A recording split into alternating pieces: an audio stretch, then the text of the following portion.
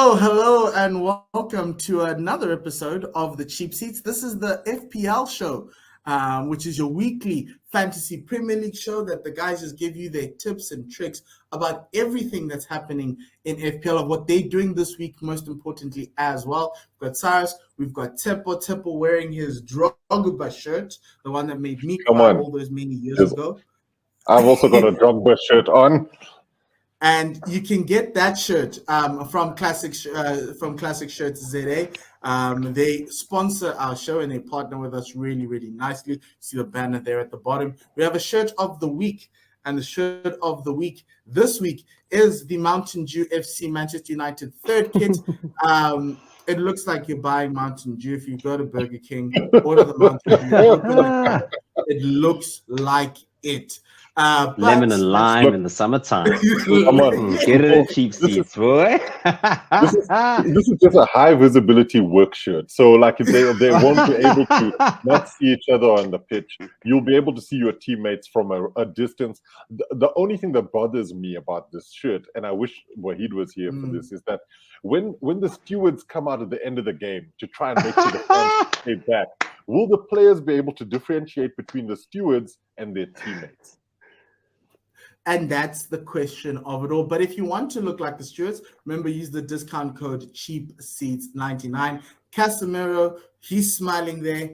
I don't think he's happy to be wearing lime green. He could be wearing purple. Well, he comes from a team that loves purple. So that's another story for another day. Gents, game week 4 is in. How was game week 3? I got the lowest points haul I've had in like years. But yeah. What was your points haul? 37.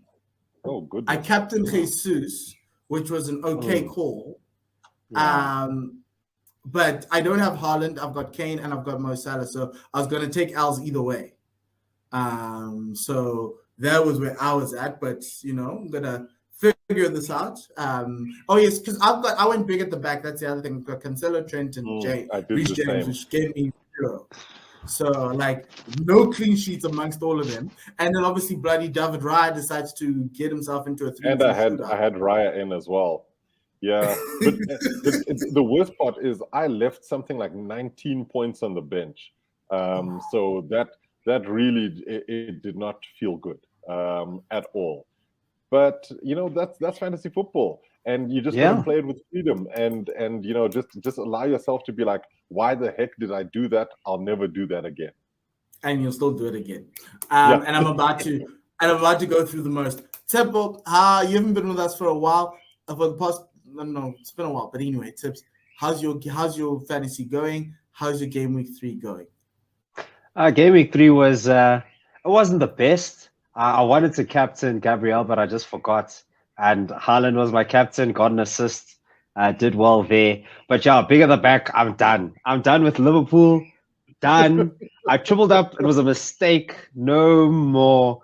I thought that the fixtures looked good with Fulham at the beginning, but yeah, Fulham are proving that they're not the whipping boys that they once were. So yeah, I think it's making big moves and going for budget options now, because as Cyrus said, the amount of points that you're finding on the bench, the amount of points that you're finding against the big teams, you'll see our picks just now. A little bit, I'm not going to lie, mine was with a little bit of trauma, but it's been an interesting game week 3. I must just say, of the 3 of us here, I can't believe I scored the most points this game week.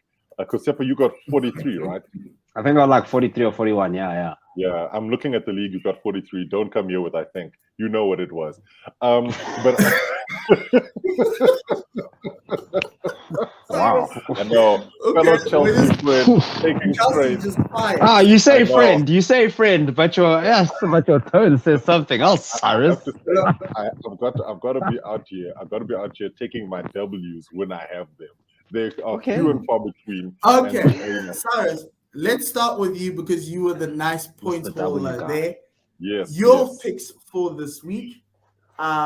You bringing in Rodrigo, who is a hot property now in FPL. You're taking out Raheem Sterling. Bring your differential is Jean-Philippe Mateta, which I like. And then you're captaining Mo Salah. Rodrigo coming in, and why are you taking out Sterling? Okay, so first and foremost, it was weird. I was on the KZN South Coast visiting my wife's family, and it was a beautiful time last weekend. And I sat there enjoying the sun, the sea, and family vibes, thinking, do I need to keep Raheem Sterling in? And I thought, you know what?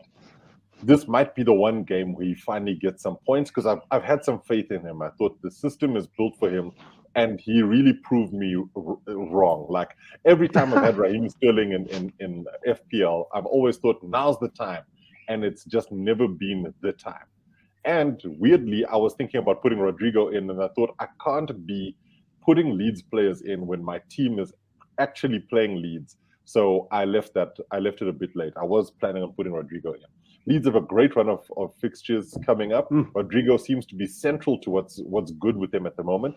And obviously with Rafinha having left, he's become the main man for them. So I think Rodrigo's a great player to have in from a Leeds perspective. So is Jack Harrison. And so Leeds assets are a good thing right now. Sterling at his price point, and this was something at the beginning of the season that both Kent and Wahid mentioned, and AB, was that he was just way too expensive for the player that he was, and I agreed with them. And then I still went and took that punt, and it's just backfired. So I'm taking Sterling out. I actually learn with this guy.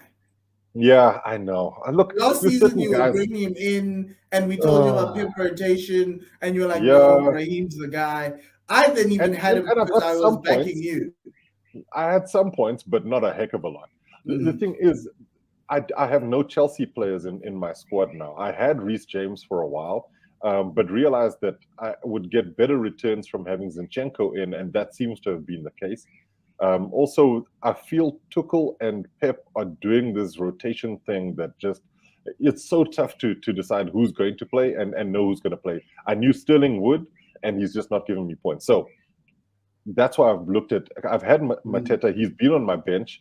And because Callum Wilson is injured, or rather has like a bit of a knock, I think I might just play Mateta in and let Wilson bench until last minute he might play, and then we'll pull him in, because I think he's a fantastic player. But I think that Leeds assets are great right now, and potentially one of the teams to also keep an eye on is Brentford, because they seem to be on a weird run of form. They'll play well but not score, or play badly and then get some results. So I think Brentford are a team to also try and look for players in. Yeah.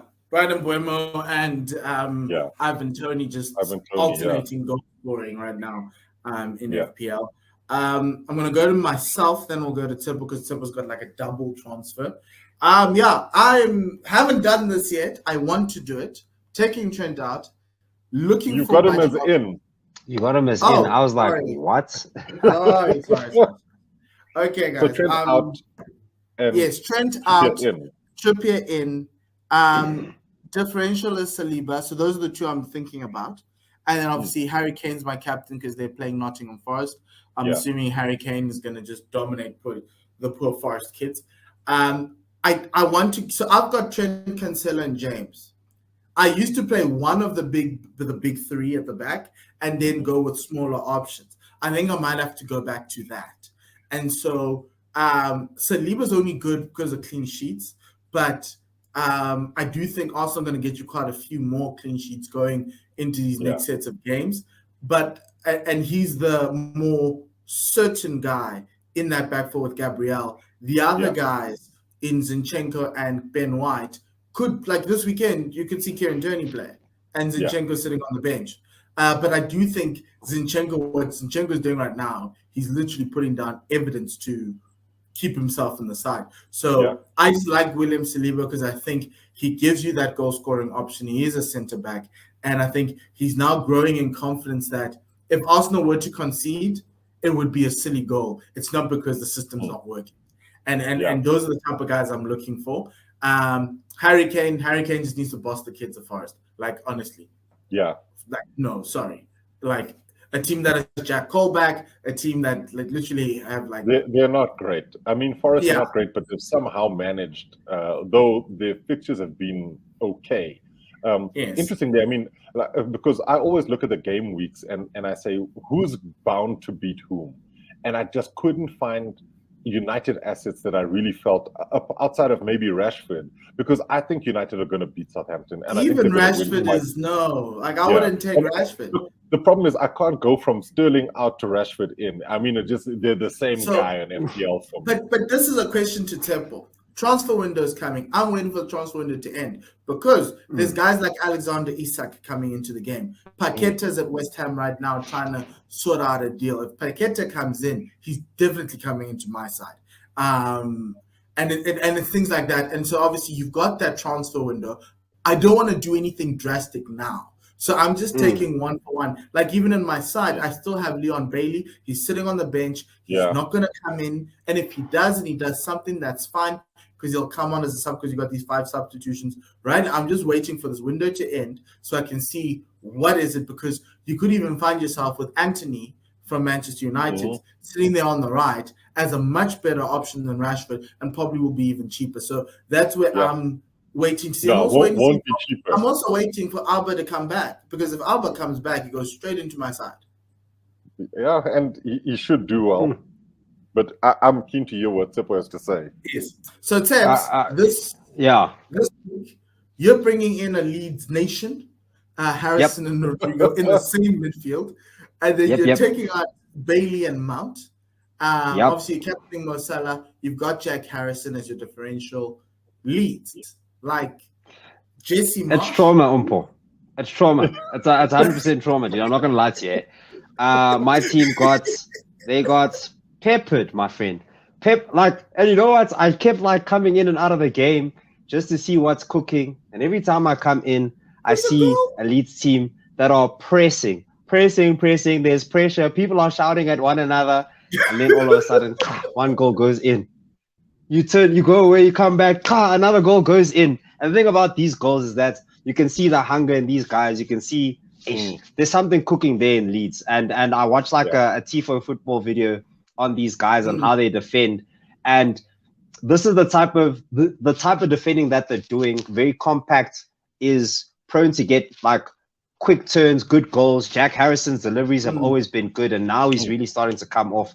He's literally had a return in every single game he's played, and the fixtures just get better, and they just get better, you know. So this Leeds team have always been part of our fantasy chats, and it doesn't look like anything has changed. And I'm keen to double down now, and especially with the combo that I had in the middle there. Those two, I needed to send them out. So it was a punt on Chelsea, just expecting Mason Mount to be in the front, but he's not really making any impression. He's not really threatening in the box. He's not in dangerous positions, you know, but these gents are. So for me, Bailey, Mount, easy swap outs.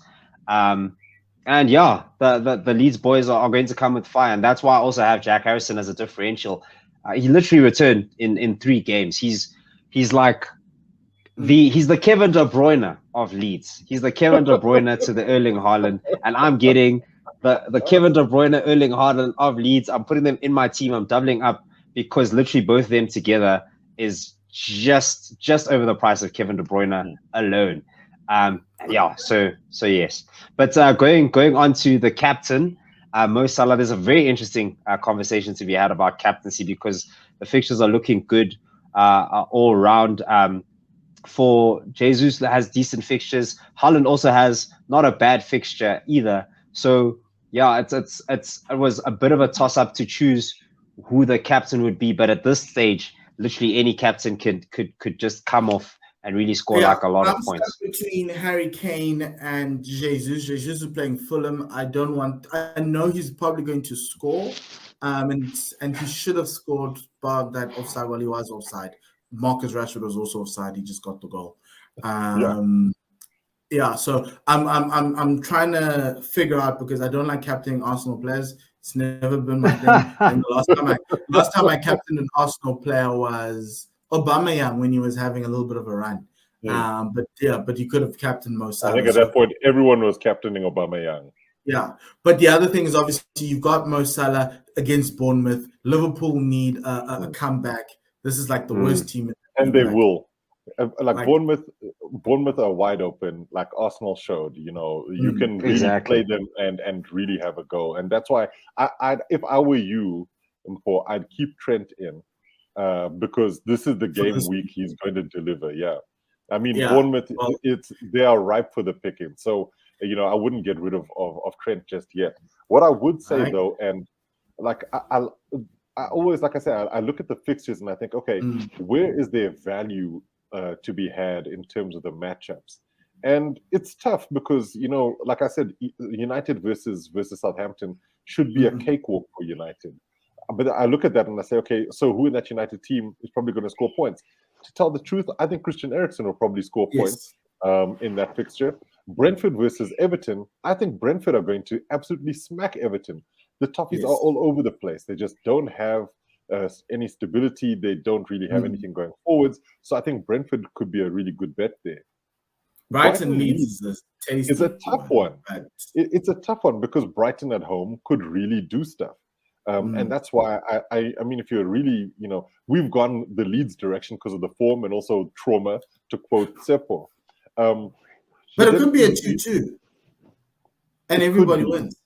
It could be. I don't think it will be, though. It could be a no.